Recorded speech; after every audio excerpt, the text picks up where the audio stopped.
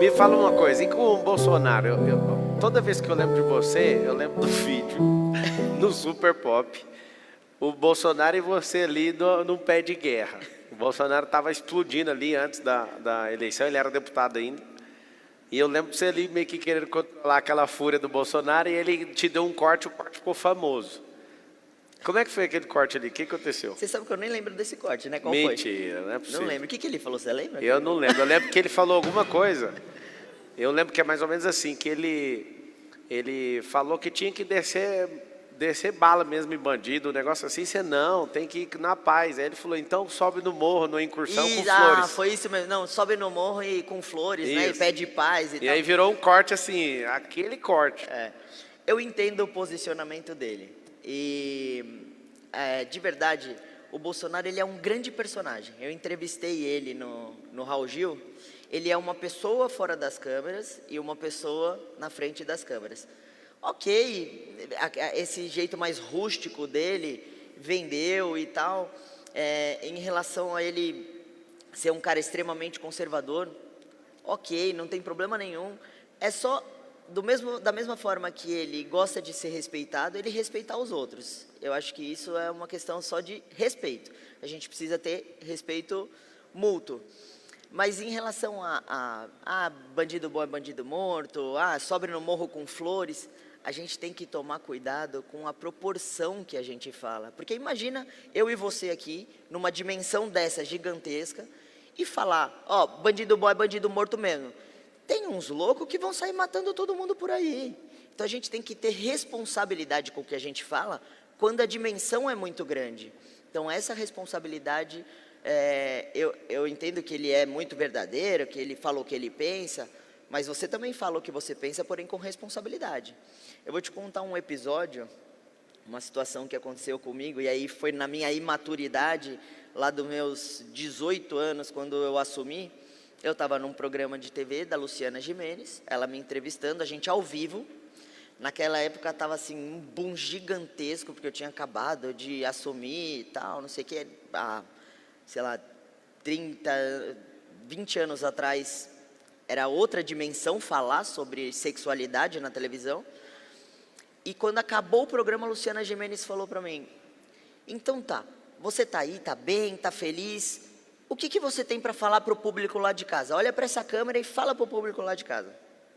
Eu olhei para a câmera e eu me sentia muito feliz naquele momento, de estar me sentindo livre para ser quem eu era. Eu olhei para a câmera e falei, você que está aí me assistindo, se você é como eu sou, sente da forma que eu sinto de verdade, não é para fazer tipo nem nada, olha para o teu pai e para tua mãe agora e fala, eu sou gay, pronto, acabou.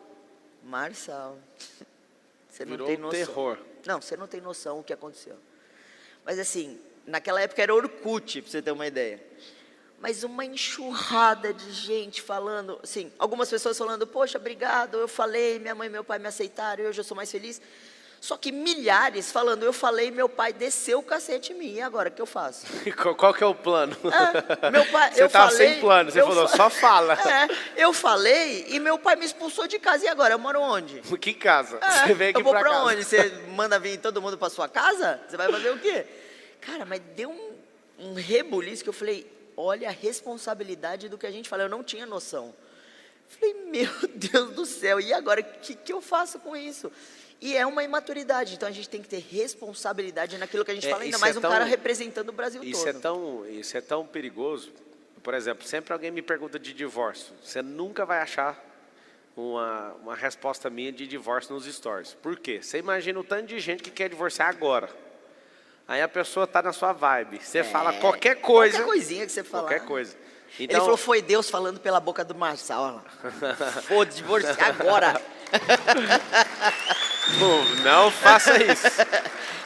Eu tenho o maior cuidado. Tem alguns assuntos que eu também seleciono e falo, cara, isso aqui é só num ambiente fechado, sem uma câmera, porque tem muita gente. Se eu falo, eu vou treinar, eu vou comer diferente, as pessoas vão, cara. Se eu falar, não, eu vou fazer um jejum, é um monte de gente, cara, eu tô fazendo o mesmo jejum. Você falar uma coisinha, eu lembro quando o Gustavo Lima e a esposa, por um momento ali, se divorciaram, eu lembro o desânimo que deu naquele tanto de gente que acompanha os dois, né? Sim. Mano, cara top desse, uma mulher top dessa. Esses dois largaram, aí você dá aquela olhada dentro de casa e você fala, o que que eu vou fazer? Ou seja, é muito perigoso a influência, né? O pessoal precisa de uma referência, né, Marcelo? A gente sente que o pessoal precisa de uma referência. No meu caso, minha referência é Deus. Então, não tem como eu chegar lá. Né? Eu não vou atingir essa perfeição jamais na minha vida. Então, a minha referência é essa, mas tem muita gente que segue o pastor, que segue o padre, que segue o influencer, que segue... Precisa de um apoio, né? Uma muleta. Eu acredito que todo mundo precisa de uma referência até chegar num patamar. E se a pessoa falar, hoje eu não quero mais ter uma referência, tudo bem. Sobre a perfeição, eu acredito que a gente vai chegar nela pela palavra, né? A palavra fala que é de glória em glória e a gente vai ter um estado glorificado.